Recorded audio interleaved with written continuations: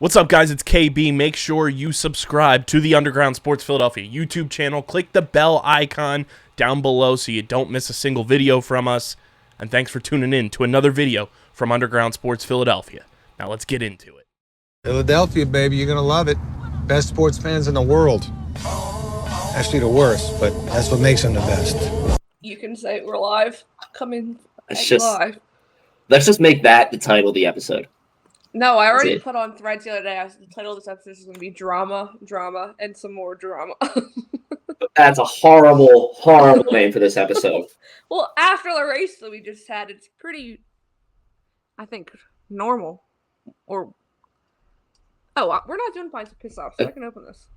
Appropriate. We are not doing a pints and pit stops. We have a good amount of stuff to talk about. Finally, a Poppy back. So Poppy? The food store finally had it. Oh. Hello. That was such I forgot for a second that we were recording and we're podcasting now, that I just thought it was a conversation between you and I. It's just like, we're so back. We're so back.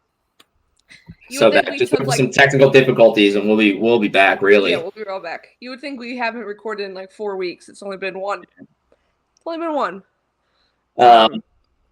Welcome, friends. Welcome back. Thank you for bearing with us as we took our week vacation. This is episode number 69. Nice. You gotta say it. That's gonna be the title of the episode. I'm making the claim now. We're gonna be talking. We got a lot to talk about today. We're gonna be recapping a very drama-filled Hungary race. Which was, I'm so upset that I missed it live. It was probably the most crazy, chaotic race that you could have missed. The burning just like throughout the day of just like, this is the only thing I want to do today is just watch this race was so bad. But we'll recap Hungary a little bit. We will preview Spa at the end of the episode. We're going to do our new segment, the F1 Threads Mailbag. I previewed some of our questions too, and there were some good questions. Good questions. Did you see Mark's? Really liked them. Yes, I did see Mark's. We will answer Mark's question. But that's really it. Obviously, we'll start with our normal meme of the week, news of the week, go through kind of what has come out throughout the week. We'll keep it short. Yeah, we'll jump right into it. Not a lot of news, nothing really crazy. I mean, there is a familiar face coming back to F1. But yeah, we'll get into it. We'll knock our meme of the weeks out first, and then we'll get into it. So, Case, you want to go first? Yes. Well, I can see where you shared your screen and you don't have the right window up. Do you know that? Oh, yes. I do know that. Okay. All right, I'm finding it. Meme of the week. I told Owen right before we started I could maybe have like 4 or 5 memes of the week. I just changed it because I just remembered I had this one, but I just felt like it was a little like tooting our own horn if I did it's giving F1 Underground, so I didn't from Red Bull, which was the craziest thing to wake up to yesterday. Like the coolest that thing. was the coolest thing. I happened upon it by like chance too. Like I literally was like, oh, let me just wake up, let me go on Threads, and I open it up and I see the Casper can't post. Mm-hmm. So I'm like, oh, that sucks. And then it just scrolled down a little bit and it's RedbullRacing. It's giving Underground F1. And I was like, what? Like, when we first had the issues and we came back, when you said something about us being back, Alpine commented and tagged us. I was like, welcome back. On F1. I was like, oh, this is so cool. And then Red Bull a few days later was like, it's so nice to not see you in screenshots. And I was like, oh my God, that just tells you that they literally see us by on their timelines all the time. So then, yeah, when you wake up and I'm like scrolling and I was like, I'm sorry, what did I say? That wasn't that's not because Casper brought us up or someone else brought us up. They just organically were like, it's giving. That's a direct response. That's confirmation too that it's they know who we are. They know they've seen us, and they know it's enough too that they were aware that we were having those issues, which is a wild thought. Like, but it's also like, you know how many times I go to like tag someone? I'm like, wait, what's their account? They didn't even have like. Yeah. They're like underground. Yeah, no, that's probably maybe That's the coolest little team mention that we've had since. And that's when I posted. I was like, we've come a far long way from being catfished to now having admins regularly, because VCarb's also stepping it up. So it's VCarb is. I'm seeing a lot more of VCarb on my timeline, which is nice. But yes, so not to this is my real meme of the week. We all heard the radios between Max and GP. There was a great cut. I don't even know if they showed this one. I don't know if you watched the full race or like the 30-minute recap. They cut to this shot of the Red Bull pitwall. And Hannah Schmidt looks like she wants to like pass out. Just like could look like she could throw up. The look on her face, she looks terrified because of that moment. I think that's when Max and GP were going back and forth, and like that. Someone said that's the face of like a lady that none of the men on the pit wall are listening to her. Yes, Max did have pretty shitty strategy. I'll say that right now. But yeah, so I had to do this meme of the week because it was so. She looks petrified. I did watch the full race, and I literally it was like perfect but not perfect timing for this. I had looked away from the screen, and as I looked up, I caught the last second of that right before they cut away from her. So I was like, in my mind, I was like, what the hell is wrong? So I rewinded the broadcast a little bit, and I was like, oh, she just looks like she's terrified right now. She looks like it's like so upset. Like, it's good. There's moments where you're not really paying attention. It's also like before the stream cut out on the ride home on Saturday during qualifying, and you have GP and Max going back and forth, and then you have Crofty, and people thought it was GP who screams Perez at the top of his lungs. That's when Perez like. You're just like, wait, what am I missing? But yeah, that was my. Oh, I didn't mean to bring this back. That was my meme of the week. See, I told you. It's like we took 4 weeks off. I don't know how to do this anymore. Yeah, it's all right. All right, your turn. It's all right. We're back. This is my meme of the week. I'm not gonna play the audio. If anybody saw the video, it's just Max going through cats and knowing like every names of cat breeds and just being like spot on with it. And it's like, it's so funny. Like this part too. He's like, oh, the ears are folded, so it's a Scottish fold. And they're like, yes. He also, right at the beginning of the video, they say, we're going to test your cat knowledge, or like, we're going to play name that cat or something.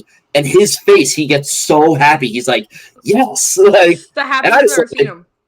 Yeah, I just love it just because I love cats. I think they're awesome. I want a cat so bad. And so it's seeing him, who is normally portrayed as just like the villain of F1 in media all the time, seeing him giddy and super happy just to name some cats, I thought was hilarious. So, and thank you for calling this out and saying this is probably going to be my meme of the week, because it is. You're right.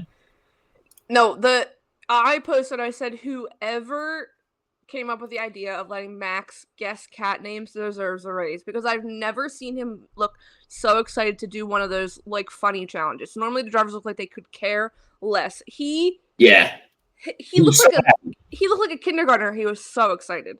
But yes, before we get into weekly news, as always, it's at the bottom of the screen, and use the code underground10, no vowels, only the U at the start of the word, when shopping at ipf1store.com for not only some very cool art pieces that you can have on your desk hanging up. There's now coffee mugs. There are now t-shirts and baseball hats. Our wonderful friend Hells got their hat. Oh, that hat looks so good. Yeah, the Lando one.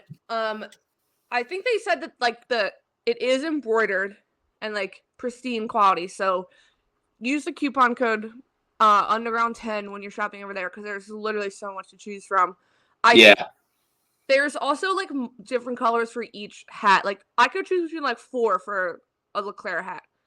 But like you could choose black or orange for McLaren. Yeah, there's only a few drivers right now. I'm sure they'll be adding more, but they're sick. You might as well go over and give it a shot. But yes, that is I think I'm gonna change my purchase from the Lando regular mug to the travel mug. I think that's what I'm gonna get instead. You'll get more use. I mean, you drink coffee when you're home, but the travel mug is nice. Yeah. The travel mug I'll bring back and forth to work too. Like that'll be like my new like work mug. Yeah. But yes. It looks so good. It looks so nice. Weekly news will be quick. Like Owen teased at the beginning, there is someone coming back to the sport. I don't know how I feel about it because it gives me flashbacks to 2022 of what could have been. But yes, former Ferrari boss Mattia Binotto is coming back, but he will be going to Audi. There was a ton of rumors at the beginning that were like this time last year when Otmar was canned, he was going to be going to Alpine, all the stuff. I think him going to Audi is what's shocking to me, but also that they kicked to the curb two people pretty, what's it called? Not out of the blue, I wouldn't say, but out of the blue. Pull up their names. Sorry. I thought I had it up.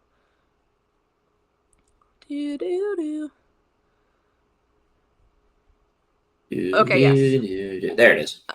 Sorry, yes. So Audi has released Andrea Seidel and Oliver Hoffman, which is it Seidel?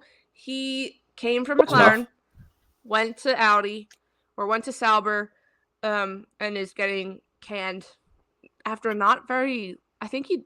not been long since he's went there. But yeah, then it started this whole conversation of like how Mattia and Fred are just like one step away from each other. It's very weird. Kind of like Carlos and Daniel Ricciardo and their team. Like, yeah. But yeah, so yeah, that was the biggest piece of news because it came as kind of a shock. I don't think that's the last changes we're gonna see at Audi and Sauber. No way. No, where? Hold on, sorry. Mark had a good follow-up post to this. Let me find it. It was regarding Nico Hülkenberg because he is the one Audi driver that we know of right now. Oh yeah. I immediately made the joke saying, okay, so we get the Carlos announcement when? Because Carlos, the Sainz crew, and Binotto got along maybe too well. But yeah, okay, so Mark Schofield posted right after the article a picture of him sitting in with Nico because it was right after he announced his move to Audi or Sauber. And he said this was right around the moment in Miami Nico explained his move and how excited he was to work with Seidel again. Now he will not be. Now he will not be doing that. Yeah, so I don't know how he feels. I'm sure he'll get asked that this weekend at some point. Of course, yeah. But yeah, very, very interesting news. Fun news. I said it's silly season for team principal and team personnel also. So yeah, it really is, and I agree with what you're saying. There's no way this is going to be the last move made by Sauber. No, especially with the way that they have been struggling this season and everything, they'll want to kind of maybe shake it up. Yeah, especially now that we're technically halfway through the season, but I know summer break is kind of like the halfway. Yeah. Which is coming so fast. But yes, that is the one big piece of news. The other was the F1 commissions meeting met, and they'd have some decisions. The biggest thing, we talked about this forever ago, was the point system. And they were going to debating changing the point system. That was unanimously rejected. Like no one wanted that. So that's going away.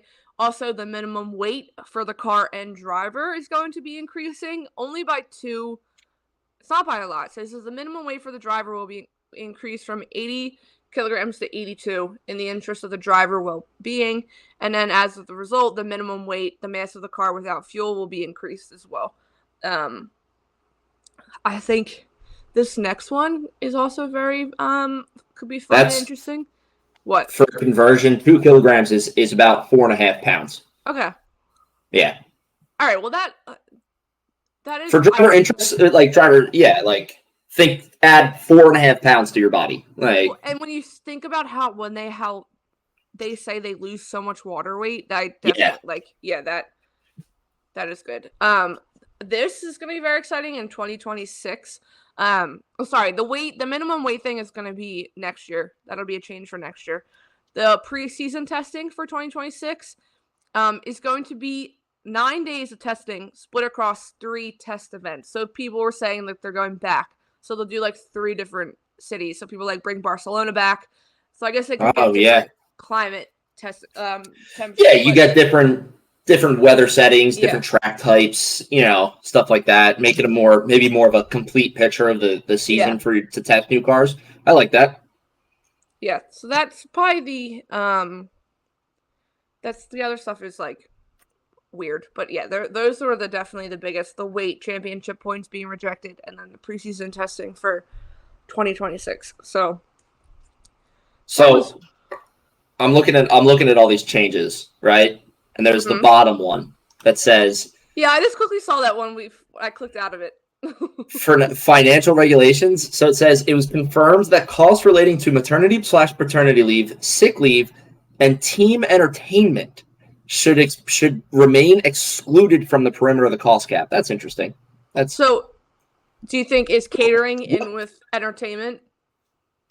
Well, that's what I was going to say. But if it's remaining excluded from the perimeter of the cost cap. Yeah, that was already excluded then. That was already so what's team entertainment? Maybe it's like team outings. Like team outings, I could say maybe like the people they invite, like events that they put on at races and everything. Like maybe like car launches, stuff like that. Yeah. Like how like Miami, they all had like that Red Bull like fan zone, like they had all that big stuff. Like they have that in Monaco and stuff too.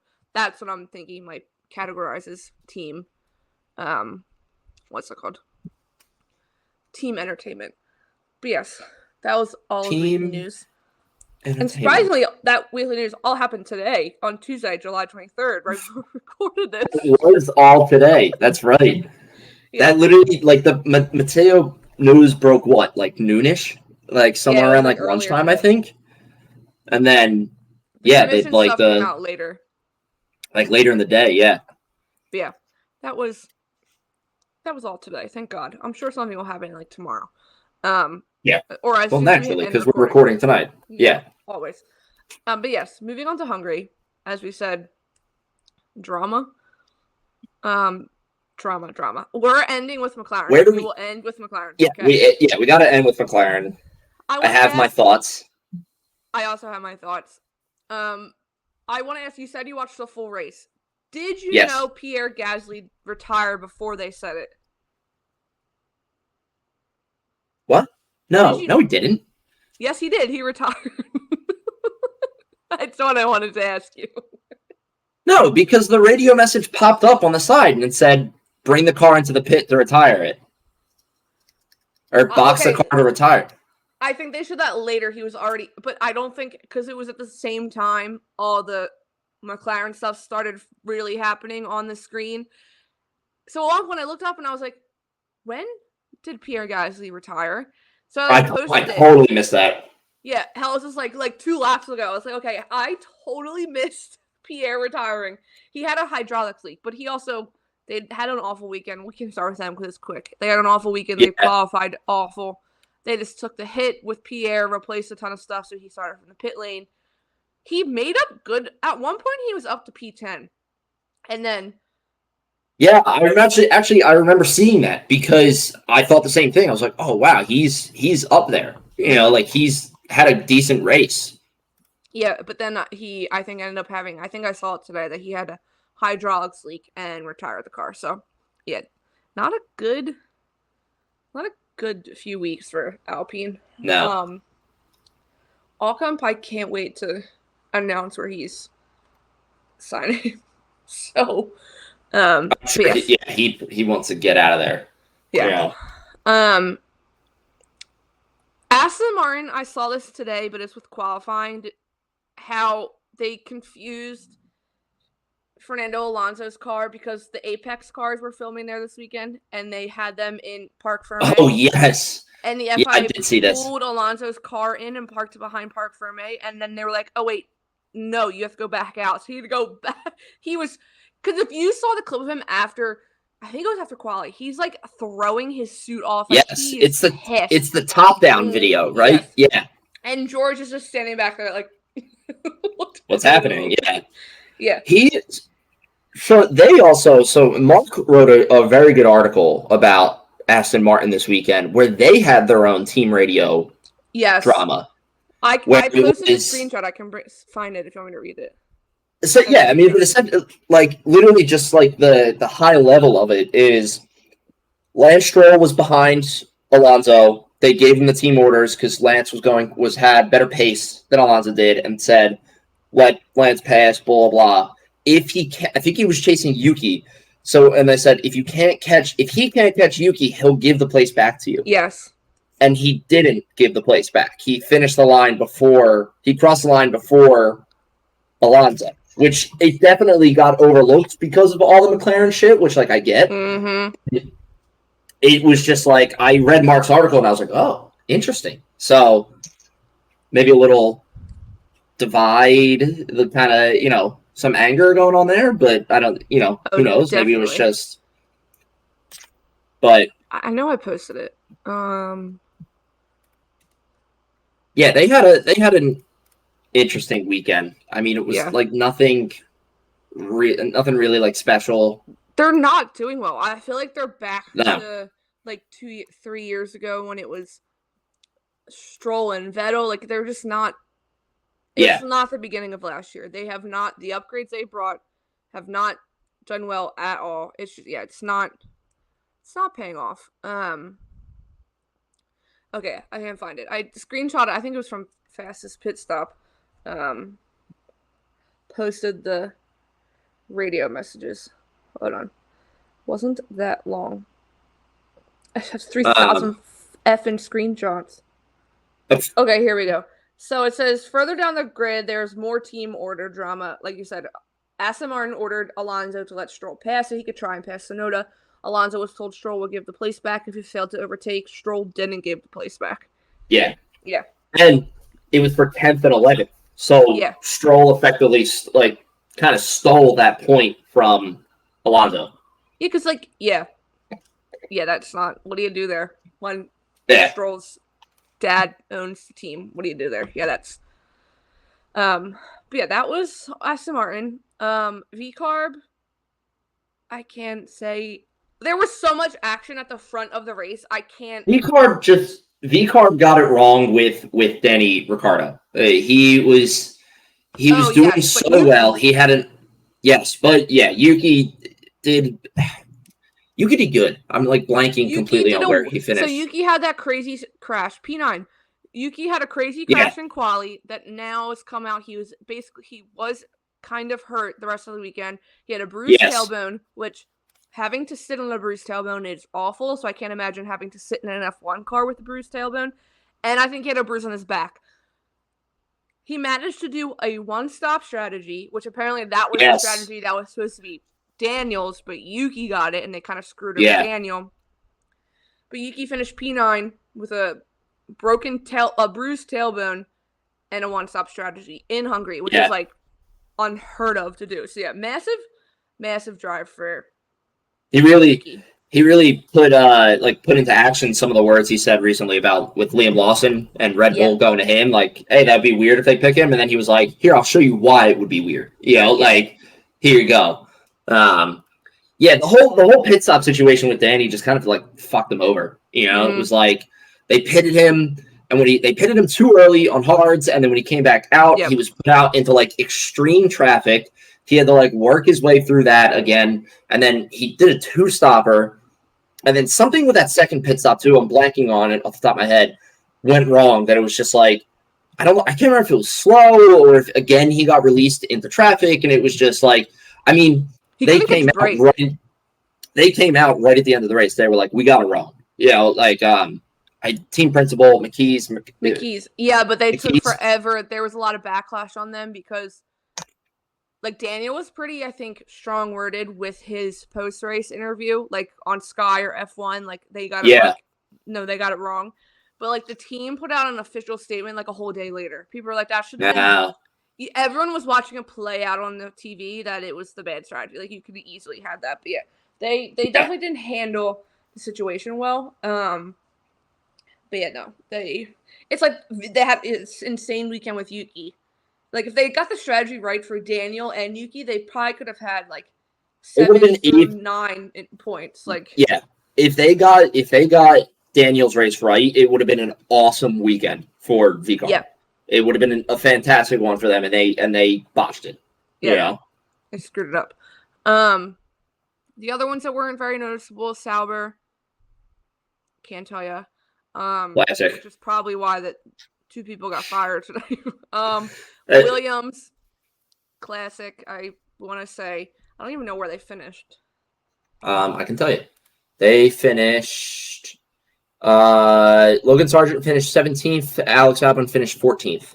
Okay, all right, not awful. So they both completed the entire race. They qualified well. They qualified 13th and 14th. Yeah. So. Both made to Q2. Yeah. Haas, And we know that Logan Sargent out-qualified Sergio Perez again. Again. It makes you wonder if he had the full, like, real Williams car for the entire year, we'd probably be talking a different story. Because if you think about, like, he only got the full, like, this year Williams car, like, upgraded a few car. races ago. Yeah. And I feel like since that, he's been... It's been better. Uphill, yeah. Yeah. But there's some rumors online that I don't know if I believe or not. I don't know if you've seen it. I can talk to you about it later with Logan and James Valls and some tension. I don't know if it's real because I haven't seen it from like a reliable source, but Confirmed, yeah, like a like I haven't seen it from Mark or like someone else, so I can't right. Yeah, so I don't want to talk about it fully, but yeah. But yes. Then Haas Finished. Hulkenberg was 13th. K-Mag was 15th. Yep. Quali 11 and 15th. They both made it to Q2. So K-Mag just made it to Q2 because Perez didn't make it to Q2 after his crash. Yeah. I will go back. I feel like Williams looked good in practice this week, though. When I had it on when we were away, I feel like they were top of the timing sheets for a little bit, for most of the practice. They were up pretty high. I don't remember. I remember Daniel Ricciardo topping the timesheet in Q1 at one point. I was like, holy shit. Yeah, because I wanted to post so bad during Q1, and I wanted to be like, Owen is legit down a flight of steps. Because you just come upstairs. I was upstairs in the living room and came upstairs and watched it. Yes. They're the ones that we could skip over. Mercedes, 200th podium. They are still on that high, I have to say. They're cruising right now. They are. Whatever's working for them, whatever's clicking, they need to keep at it because it's working for them. They're having a good time right now. I mean, that was an awesome fight from Lewis to hold off Max and secure that podium and figure that out. And I mean, yes, you could get kind of into the whole spiel of, Lewis kind of turning into Max, but you know what? I applaud Lewis also for the end of that, like how he handled that whole situation, how he was saying, like, I think it was just a racing incident. Like, he could have easily come in and been like, oh yeah, like Max was driving pissed. He dived on the corner. I think Lewis, the way he said it was just kind of like, hey, you know what? It happens. Max was fine. The car was okay because there was no yellow flag, red flag, whatever, and he was able to get right back on the track and go. I was praying for one though. I would, yeah. But yeah, I mean, whatever Mercedes is doing right now, just keep at it. Don't. Well, they kind of had a sketchy moment with George in qualifying because he was out Q1. That's right. Yeah. But he finished 8th. Yeah, he started. I just looked it up. He started P17 and finished P8. That's amazing that he finished like that. Even down to the points, I think is insane. 10th would have been like, all right, that's a good result from where you started, let alone 8th. He also got. I think that's a great race by George. He did. So there you go. It's another an extra point. You know? Yeah, they posted. Yeah, they posted. So 5 races, 5 consecutive podiums in a row. Next up is Spa. George was on the podium in Canada. Lewis in Spain. George obviously won in Austria. Lewis won in Silverstone. Lewis on the podium in Hungary. They are on the right. Yeah. They're on the right trajectory. That's what I'm saying. If they have any goals for Spa, it's get a 6th podium, go into the summer break feeling really good. There you go. They look good too. I have to look at like I mean it's Spa. Spa's fast, but I feel like they probably do well on in Spa, so it will be interesting to see if they can get double podium, huge for them. Huge for Mercedes. Like you said, go into that summer break. Lewis though, the 200 podium is, I mean, we all know it's just wild, but it's just the picture. ESPN F1, the picture they posted. Oh yes, I saw this. Yeah, it's from something, like it's a real photo. It's not an edit. It's him sitting at this like long dinner table by himself. There's no one at the table with him. He's by himself. He's just like looking up into the distance. And then their caption says Lewis having dinner with every driver that has stood on 200 podiums in F1. Like, it's such a good. He's by himself. That's how good he is. He is. Mercedes picture too. They did the edit. I don't know if they literally have a picture of every single podium that he's ever been on, but because it looks like there might be 200 Lewises on that edit. I didn't see that one, but that one. It's their first pin post if you go to their Instagram. You know, I was thinking about this the other day. You know how on your phone you can set like your wallpaper for the photos to change? Yeah. Every time you unlock it or something, or every time you open it up. Honestly, I think mine now is like every 2 hours. Yeah. I'm gonna make an album. I'm gonna catch up now in the summer break of the 2024 F1 season, and I'm gonna post highlights from the season, whether it be race winner, whether it be iconic moments. This photo of Lewis sitting at the table is going in. Oh, it's such a good picture. It's like one of those like I feel like Michael Jordan or like Simone Biles, like all the, like just like you can think of a picture. I feel like that describes because of how good they are, and just seeing that photo and that he is literally in his own company at greatness there. Wild. I said it last week, or I said it 2 weeks ago when we talked with Mark. The commentary where they're like pulling onto the straight at the very end of Silverstone, named after him, like never done before for a living driver. That's just how you know. Yeah, you're pretty. It's when you know. You're just pretty good. Pretty good. Decent. You're okay. You're pretty good.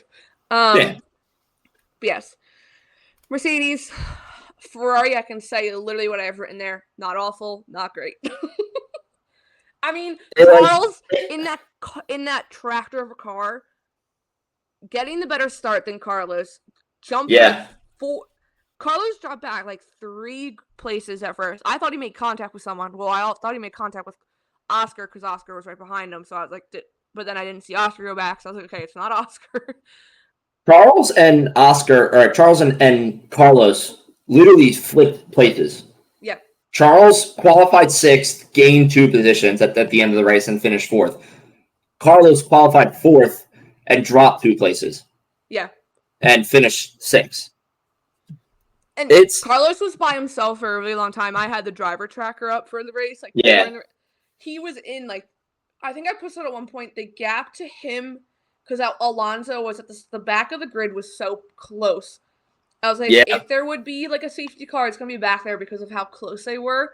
There would have been contact, but I think I said at one point the gap from Carlos to Alonso was like 4.8 seconds. The gap from Carlos to Charles was 4.8 seconds. Like he was literally just by himself. He had a nice little pocket going. Not like I said, it wasn't a perfect. They survived. Yeah, they survived. After the pits, after the triple header, they survived. Wait, not to go back. Did you see the video? I liked it on TikTok. I can send it if you haven't seen it. From the stands when Max and Lewis made contact. Is it all the guys in the crew in the orange shirt? No, it's just like it's just a fan shot. Oh no, I did not see that. Oh, I know. You gotta send that to me. Yeah, it's so good because you just hear that person just happens to be recording at the perfect time. Yeah. I mean, he got some air.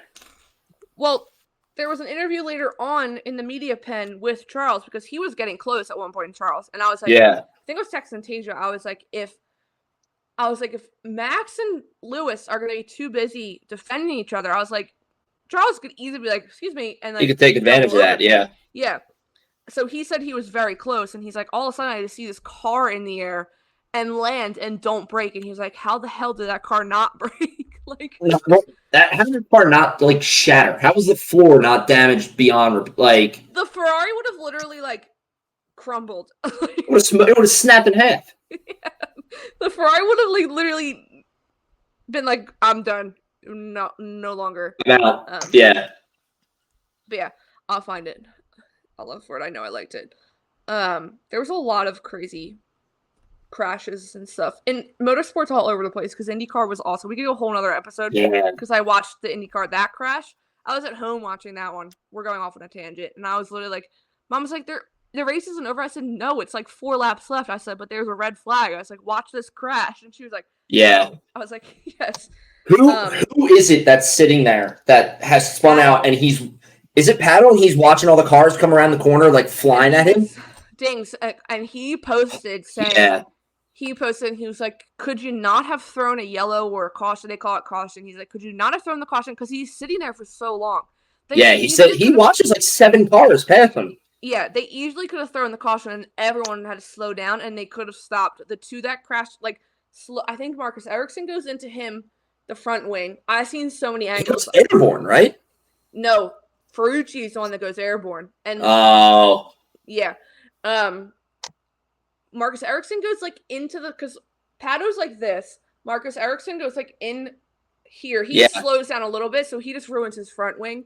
And then someone else clips Pato's front wing, spins him a little bit, and then that's when the other two come and Ferrucci goes up and like rolls over. Like he's on top. Like thank God for the halo and thank God for the aerospace with IndyCar because Pato literally probably could have had cuts somewhere with how much debris was all over that track.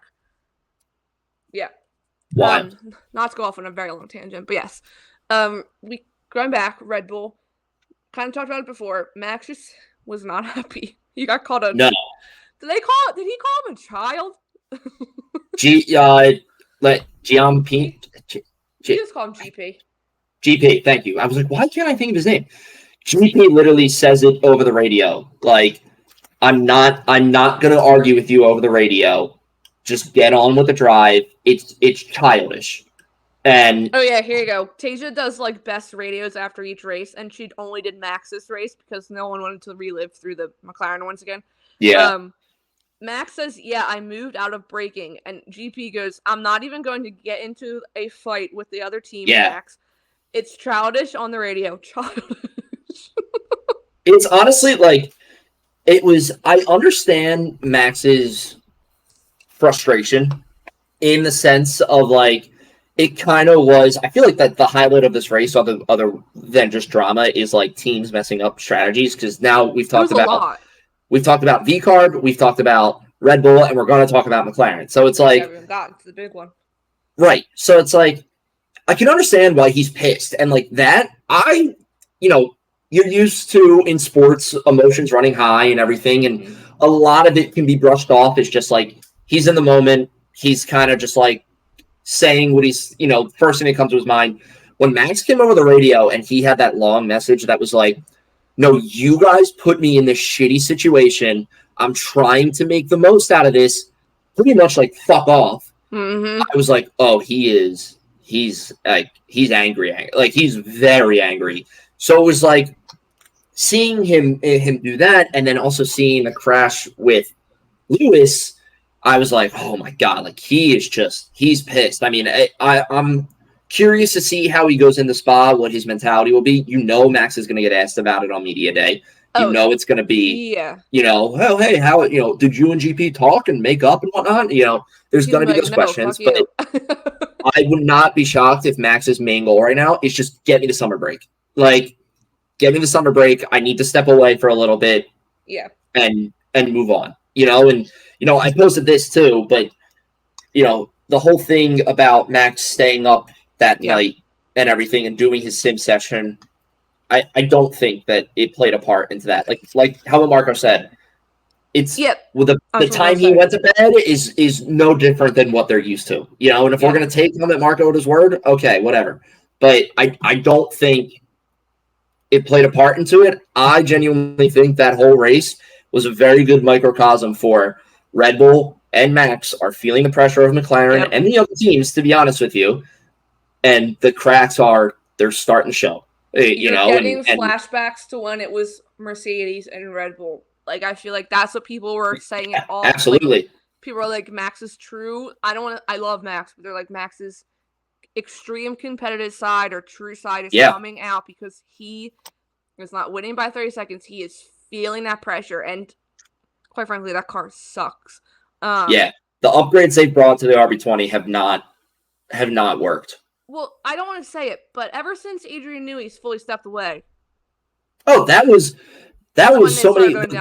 The thing I posted on Threads, I had a couple comments, people saying, like, do you think they're missing Adrian Newey's input? And I said, 100%. Yeah. I mean, like, it is not a coincidence that Adrian Newey leaves a team and stops working on the RB20 and we're having this close of a season. I do not think that is a coincidence. I think it's not 100% Adrian Newey's, fault or purpose or input. I think the other teams, McLaren, Ferrari, Mercedes, have done a great job of working on their cars and figuring it out. But a lot of it is Adrian Newey's input. And I mean, like, how many years have we talked about, where people have talked about this guy as a legend of the sport in design and aerodynamics and everything. So it's like, you pull him off, like, you're going to suffer a little bit. And I think I agree with you. Max's competitiveness wasn't put to the test at all last year. And now he had this year off from driving against other people and his competitiveness is coming back. And I wouldn't be shocked if he doesn't really know kind of right now how to handle that. And is like, it's been so long since he's had to deal with it. Yeah. And is kind of feeling this, like, what do I do? What I'm supposed to be winning. I'm Max Verstappen. Not that he's, not that this is what he's thinking, but, like, I'm supposed to be winning by, like, 30 seconds per race. Now I'm barely fighting for fourth, and not getting it. It's just the RB20 upgrades, they're not working. Max is getting pushed. Checo is Checo. It's just I looked up when Adrian Newey left, and it is interesting, so we can go back to it. But, like, when the news was announced, Checo, though, from getting out of quali in Q1, crashing out of quali, and all you heard was Checo at the left. Yeah, he finished P7. He did. You know what? I'm happy you said this too, because although I literally just said that Checo's Checo, this was a good race for him. It's almost like there was so much drama with Max and GP, McLaren's. There was so much other drama. It was like maybe the perfect race Checo needed to just, like, fly under the radar and get back up. All eyes were off him. Yeah, no one was paying attention to him because everyone was like, "Oh, Checo's gonna be Checo's out again. He's gonna be out of the points." No, I was happy. Again, there was so much happening at the front. When the race ended, I was like, wait, Checo went to P7? I was like, okay, Checo. Yeah. Both him and Russell gained 9 positions from where they started. Wow. Yeah. I mean, during quali, how Checo crashes, Yuki crashes, people were like, what did Daniel Ricciardo do? What kind of black magic did he do? Right. Daniel Ricciardo's got like a voodoo doll on the side of his car that he's just punching as he's driving.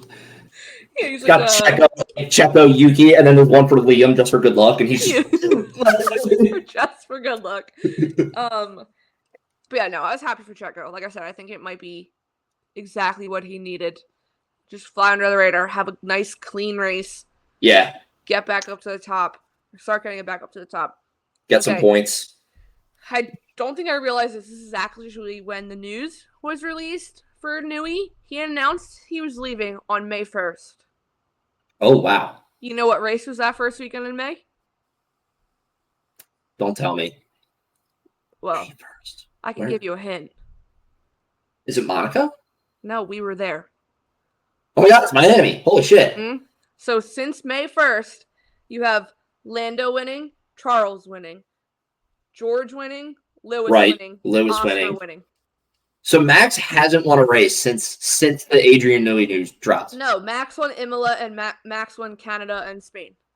He's only won 3 out of the last 8 races since Newey's announcement. Wow. Like before that, it was Carlos was the only one that won before Lando.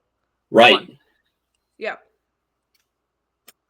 Oh my God. Yeah. See, like Maybe this is the really, thing. Like it could just be a coincidence, but I don't think it's a coincidence. It's not a coincidence. There's no way that the entire motorsport industry has talked about Adrian Newey like he is a design god for however long. And then he leaves the team and starts focusing his efforts on another car. And then you see these struggles. There's no doubt in my mind that it plays a part. Which the hypercar does look sick, or whatever it is. Hypercar's beautiful. Oh my God. That was like his dream project, I feel like, that he got to work on. Like, did you see the photos of him with it? He looked so happy. He looked so proud of himself taking those photos. Wait. What sister is it? The Red from F1 Academy. That's the Red Bull. Hold on. It's one of the El Kabasis, but I don't know. I'm telling you, this thing needs to be a Batmobile. The RB17 hypercar. It needs to be a Batmobile. Okay. Hold on. Is it Hamda?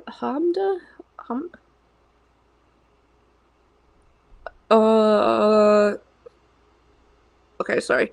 No, so there was like content from the Festival of Speed, and all the Red Bull people were there, like all the greats: Max, Daniel, David Coulthard, Adrian Newey was in a Red Bull Super driving a Ferrari. You had like I saw Horner drove a car too. Like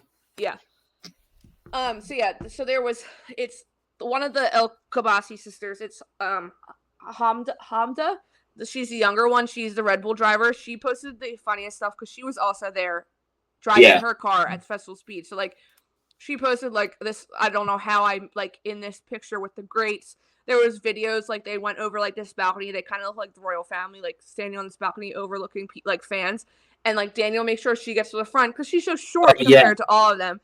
I remember seeing that video. She posted a TikTok and she was like, how it feels driving your car behind the RB20, like in Max and Checo. So it's like, I think it's like a strong, like roar, like lion's roar, and then it's like meow, like she's and her little like in her little F1 Academy Red Bull car. It's so funny. But yes, not to go off on tangent. That was pretty much Red Bull. Owen, we're getting to it now. Can I say one thing first? It's the most frustrating 1-2 I've ever.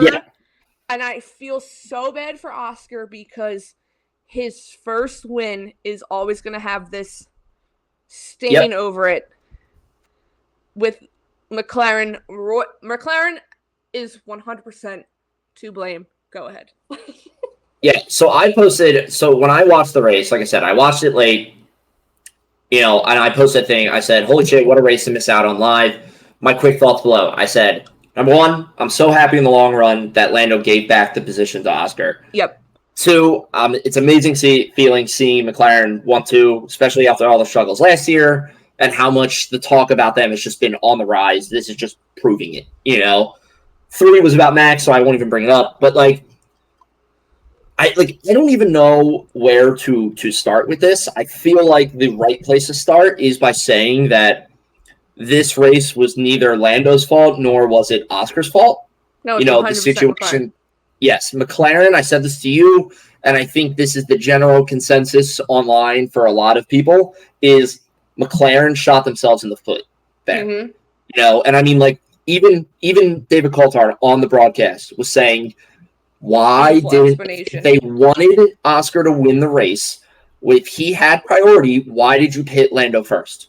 Why was Lando pitted first, and then he got control of the race, and then you pit Oscar?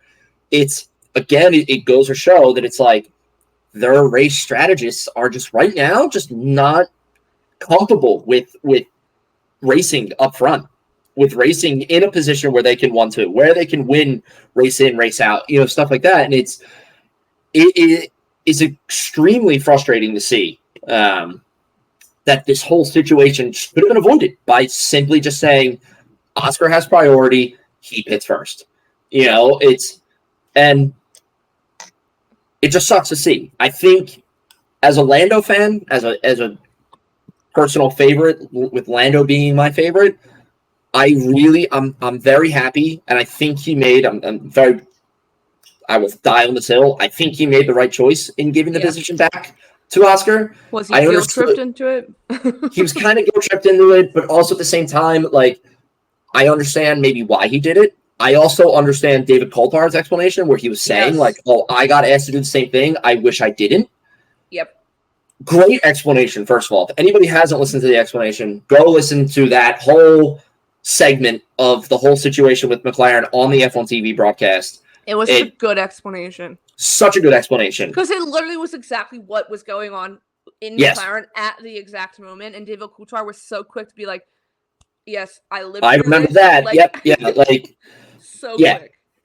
But I do really think that Lando eventually made the right choice. I wish he made it 10 laps earlier. Yeah. I was legitimately relieved when I saw Lando slow on the front straight and he let Oscar pass. Was so happy for it. I was like, this is great. This is awesome. And I do think while McLaren fucked up the strategy, I do think giving Oscar the priority was the right choice because he had a perfect start. He won that race off the start. He capitalized off of for some reason, Lando's inability to get a good start when he's on pole. So McLaren did confirm 2 hours ago that Lando experienced a small glitch finding second gear during acceleration from pole. So it wasn't completely his fault. He just botched the start. He just couldn't, which makes sense why he dropped back so far. Yeah, so far. 2 places, and then they're going 3 wide on that first turn. Yeah. But I did. Still, for Oscar to come out of that 3 wide incident with him, Lando, and Max, to then take the lead of the race and control the lead of the race for a good bit too. I mean, the gap was building between. Yeah, he was Lando. managing his tires. Yeah, and that's what everyone's saying is his biggest flaw so far. He had a perfect first. He had a very good race, and he had a perfect first stint. So the fact that they gave him priority, not the wrong choice. Wrong choice again, pitting Lando first. Yeah. It's just, it's tough to see. I'm extremely happy for Oscar. I mean, I think it's awesome. I think it's a great thing team-wise that they can say, hey, we had both of our drivers get their maiden wins in this season. Same season, Yeah, and we've had our first 1-2 in what they were saying was 12 years?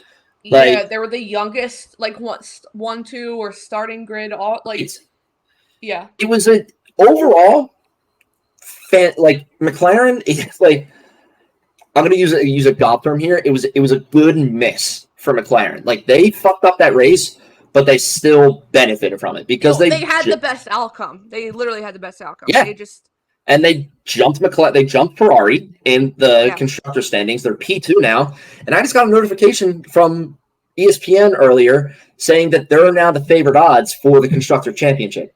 I saw it, so when I was coming home, I was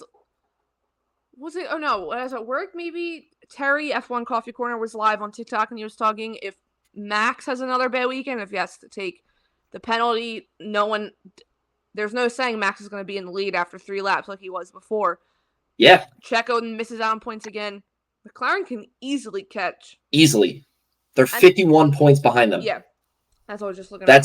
That is 2 good races for McLaren. Yeah. With 10, 12 rounds left. That's a lot of yeah, It's a lot of time and not a lot of grounds. Yeah. Which would be wild to see. Will but be wild. Yeah. I think I said it to you. I said it to Tasia. I said McLaren has the fastest car, has the fastest driver pair. Yep. It's the communication and the strategy. It's like they got their driver pairing together. Perfect. Next step, figuring out that car. They've done it. Yep. And now it's that strategy. They need to. Yeah. I mean, you've seen over the past few weeks how many points they've basically thrown away from bad strategy calls. And yeah. This week, it was also so uncomfortable listening to those radio messages. Oh, I hate it. Every corner. Even like Alex Jakes and David Coulthard were like, this is so uncomfortable. They were legit guilt tripping him into giving the position back. They're like, I'll know you do the right thing. I'll know you do the right thing. So that's why Andreas Stella was one of the first interviews after the race, and I listened to him because I wanted to see what he would say, because he's normally very open and honest.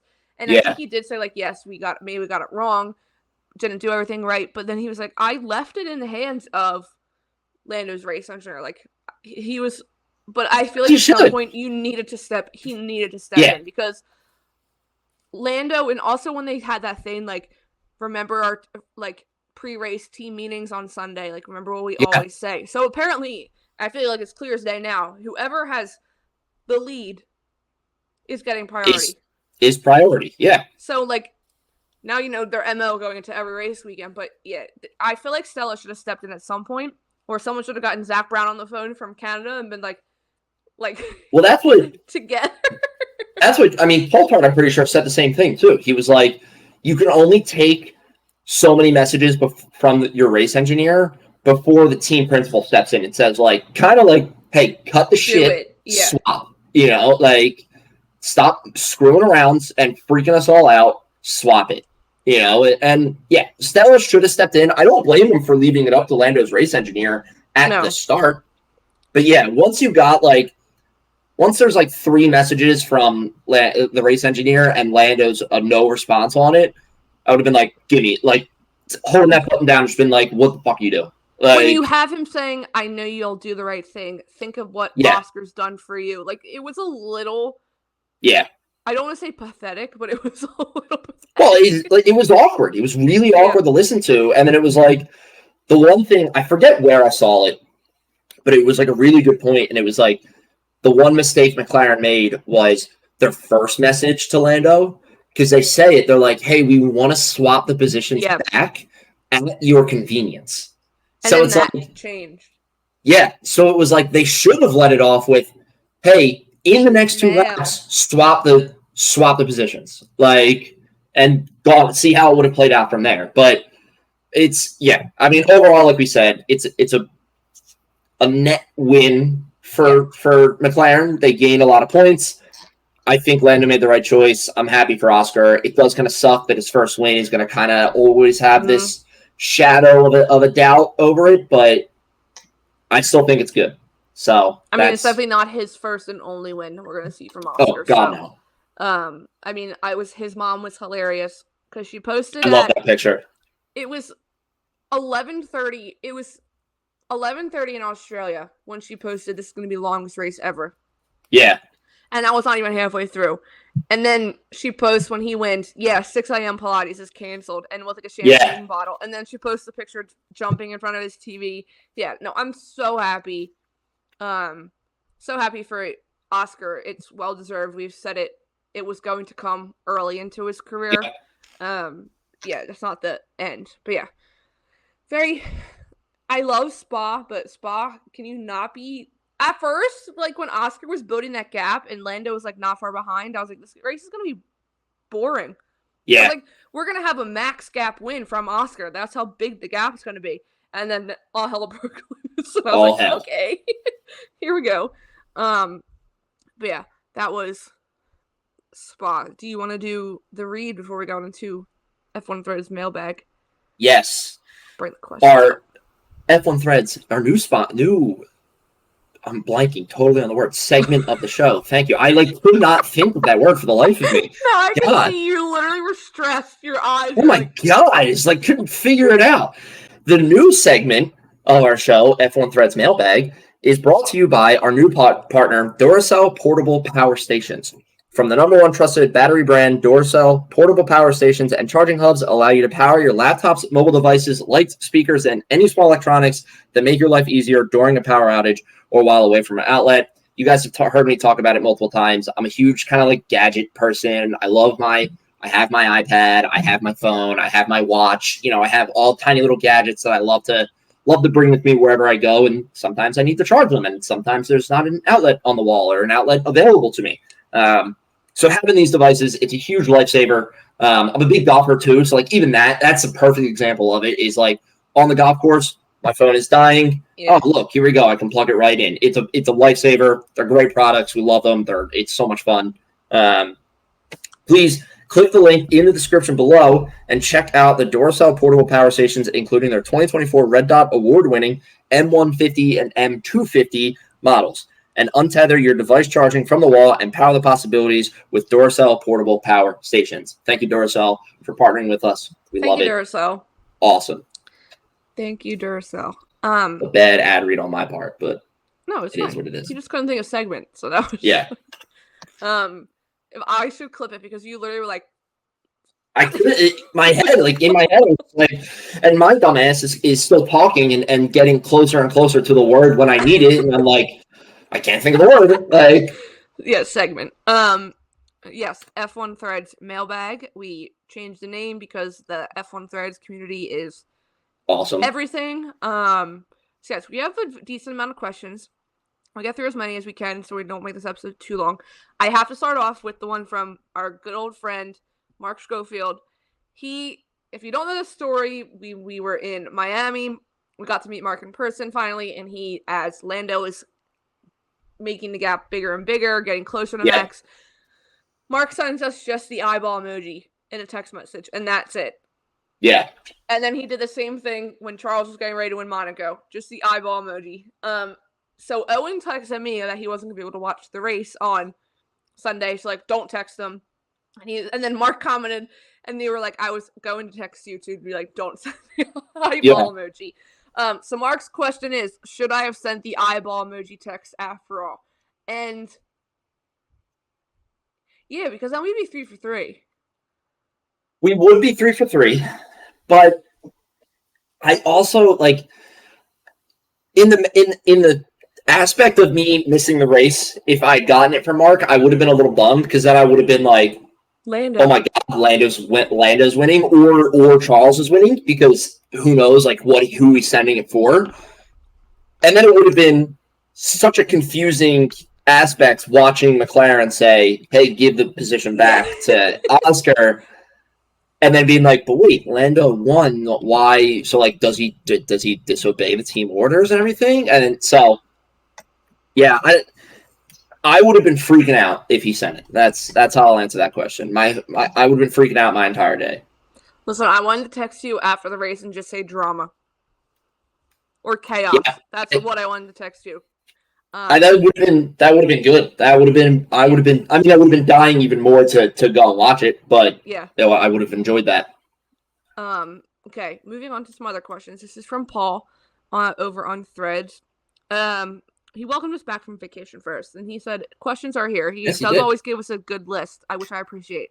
So these are about McLaren. Yeah. The first one is McLaren the new benchmark for all the teams this season since Red Bull looks out of pace even though they've brought a huge upgrade package?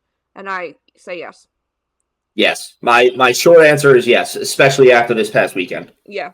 It's clear as day they are the fastest car on the grid. Yeah. There's no question if and or buts they are the fastest they are the fastest car. Second question, which is fun. How do you see the Constructors' Championship playing out after the summer break? I think it's going to get closer. I think we could be in a situation where it might be a nail-biter, like the last 2 races of a season. Like, you don't know Red Bull's not winning it very early on. I think it's going to get closer and closer. McLaren's going to keep chopping away at that lead. As much as no, I'm not going to say that because the way that they're going right now is really good. Yeah, I have to agree with you. I think like there's a skeptical side of me that is saying that Red Bull kind of has it in hand, even if it doesn't look like it right now, that, come Abu Dhabi, maybe they're already have won it and whatnot. But yeah, I mean, we've talked about it how many times, a three-way battle, two-way battle for first or second or third, whatever it is. I mean, there are going to be some very tight battles for those top three spots in the constructors going into the last couple races.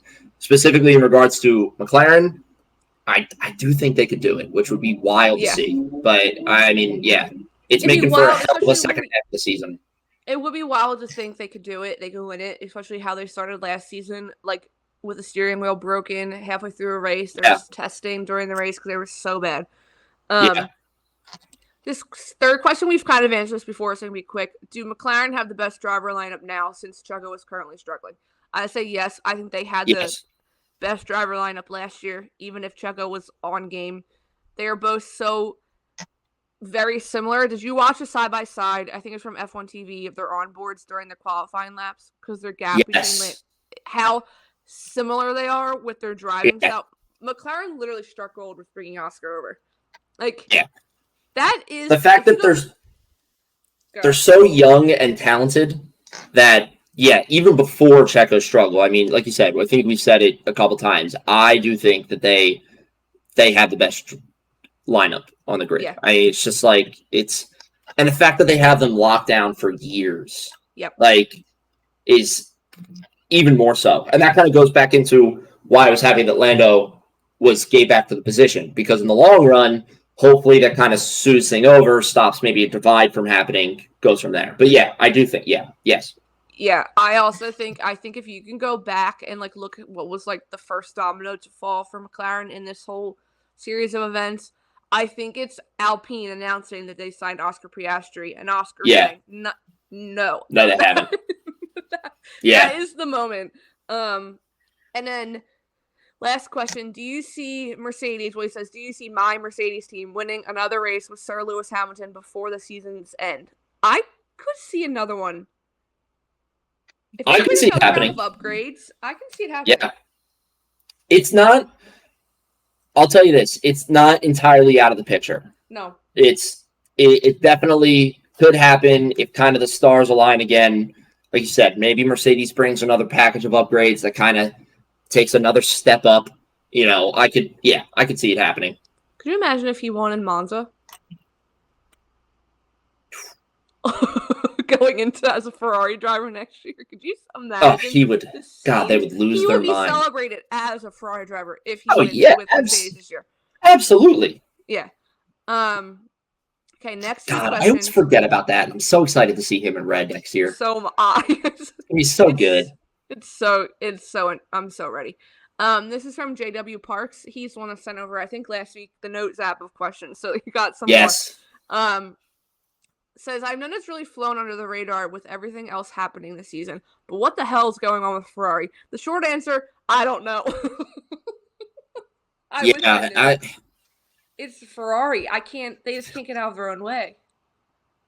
So he continues on saying they've made all these big internal moves only to end up basically in the same spot they've been in for years. Whereas the issue at this point, it feels clear the moves they're making aren't the right ones.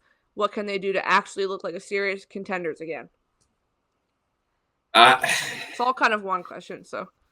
Yeah, and it's this is a great question, first of all. I mean, it's such an open-ended answer and question that it's I'm almost inclined to agree with you to be I really don't know. And it's the only thing that I can kind of come up with is maybe the whole Carlos Sainz being booted out, not signing anywhere saga is affecting them. And I just I don't know. I don't have a clear answer right now. That it's just they're just really hitting a rough patch, and I think it sucks because we obviously had the Monaco win, which was this huge moment for them, a huge moment for Charles. But it's you look back at that race and it's okay, Charles has always been extremely quick in qualifying. His one lap speed is insane.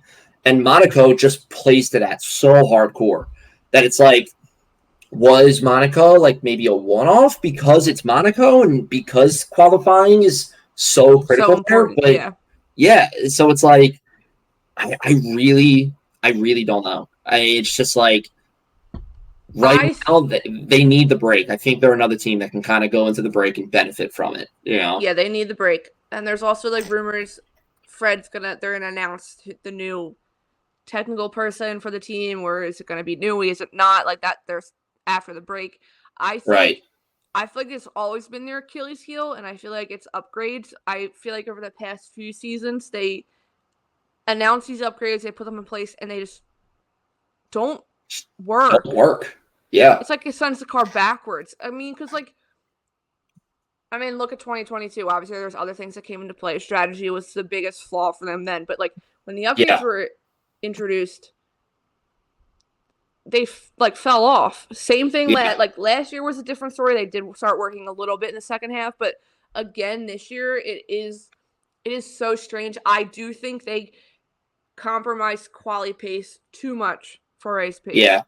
They need to find that happy medium, and I hope they can do that next year because when people were saying Charles Leclerc is a great qualifier, like maybe one of the best because of his 1 lap speed, what he could get out of that car for 1 lap. Yeah. He don't just drop off that big 1 year. Like, you can tell he's trying to pull everything from that car, and he can't get it to the front spot at this, sometimes not even the second row on the grid. So I do think they sacrifice too much of quali pace for race pace. So I think if there's anything they could change for next year, or moving forward, bring back some of the quali pace and just figure out the upgrades. Because like we said, they just don't seem like they want to work. The mid-season, the past 2 years, their mid-season development has not really been the strongest, and it's like that's really the only kind of answer I can give right now. It's just like mid-season development is not their thing, If they get ingenuity, maybe, but it's also they are bringing in new people, like a decent amount of new people still. So I feel like there might be a lot of changing of the tide. So maybe that's where the confusion is, and maybe next year is probably their first year going into.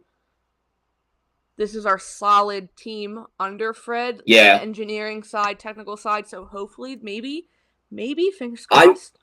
I would not be shocked if, especially because it's the last year before the new regulations, and then everything changes again. Yeah. And like you say, next year they kind of set the bar high for themselves because they're thinking, okay, all the people that we're bringing in now have had a year to kind of get, funneled in, get focused, get accustomed to this role. Bringing in a 7-time world champion.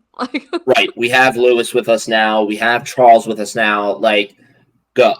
This is our year. And then sucks, but it's like you have that, and then it's like 2026 is, all right, now we got to figure out this shit all over again. Yeah. Yeah. I mean, because when you think about it, Charles and Lewis could be a pretty deadly driver pair also. They can be a very deadly driver pair. Yeah. I think they could be very, very good together. I might be biased, but I think they could be very good together. But yeah, those were all of our questions from this week. Thank you, everyone, for continuing to send us more. We get more and more each week, so it is very exciting to see. And I knew, awesome. I was like, because we've been getting so many, I was like, okay, I know after this past week, we're getting some good ones. We'll get some. But yes, moving on to Spa, the Belgian Grand Prix in Eau Rouge. That's the coolest picture when you can see it from the start, and they just you can see the elevation change in a picture. The dive down and then up. It's so good. I was gonna do a quick. Which I know the name of the curve. I just don't know how to pronounce it. It's like E Rouge or something like that. Or it's Eau Rouge. Yeah. Is it Eau Rouge? Yeah, I think so. All right. Well, look at that. There you go. First try. Yes, it is Spa. I love Spa. Yeah. So do I. I do love Spa. Before we give predictions, I posted about it earlier. He does it every year. Pierre is having another race or another run. This year, obviously to honor Antoine Hubert, who lost his life. It's almost 5 years since he passed away, which is crazy. But they're gonna continue again. So they run and stop at Eau Rouge. because that's where his crash was. And he opens it up now to F2 and F3, especially because JMC is in F2, so he now joins them on the run. And last year there was a big moment between the two of them. But then they continue on to the one straight, the Kemmel Straight, which is where Delano Van Hoff lost his life last year. So now they're going to pay respects to him as well. So, love that from Pierre that he does this every year. It's and awesome. There's always the picture of him in the exact spot placing flowers. Yeah. I mean, when it rains in Spa, everyone just holds their breath. I feel like a little. Oh, it's got such it's got such a heavy connotation with it now. Yeah. Of the rain and Spa and what that has caused. It's so. Which even before predictions, I have the weather app up. Quali could be wet. Quali could be a wet quali. All right. Friday, there's this 50% chance of rain.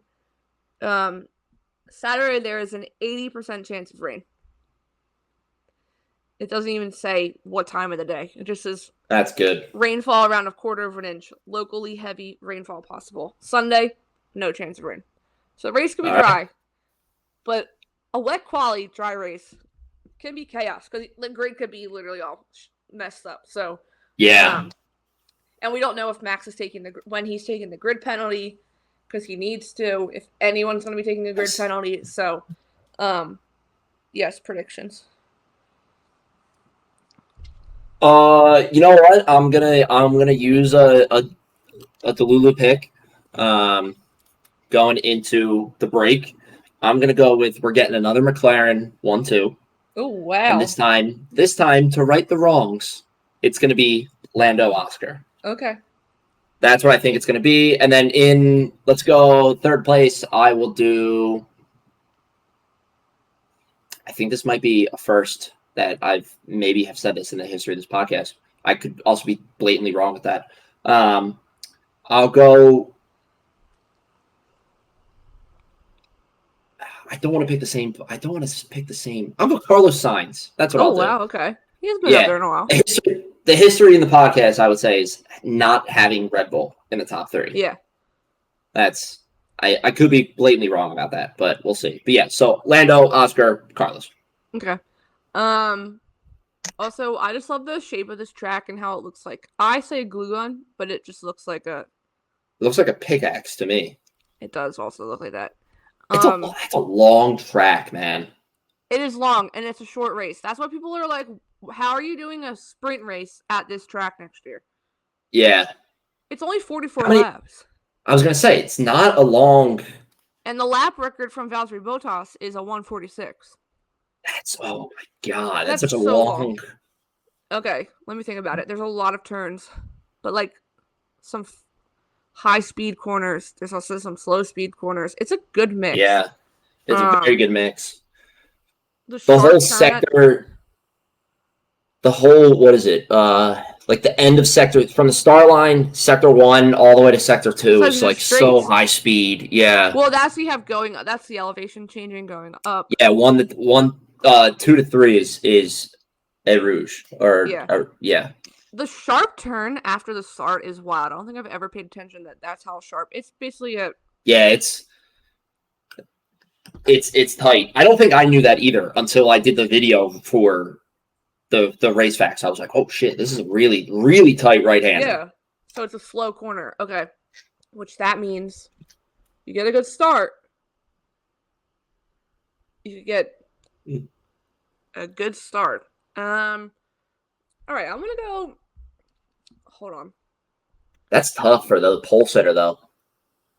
Yeah. Because you have to, if you're pole, you're gonna start on the left side of the track. You'd have to cover off the person in P2, but then also position yourself to then take that tight of a turn. Is it common to win from pole in Spa? Like how they were saying it's not common to win from pole in Hungary? I don't know. Okay, I'm going to go Delulu pick. All right. Literally pure delusion. We just answered this question too in the Threads Mailbag, but I'm going off of the number of laps. I'm going to say Lewis Hamilton P1. All right. You know what? I like that pick. Well, I feel like it seems pretty reasonable now. Makes sense. Yeah, I'm going to go Lewis P1. I'm going to go. All right, I'll put Lando P2. He does consider this a home race. And then I'm gonna put.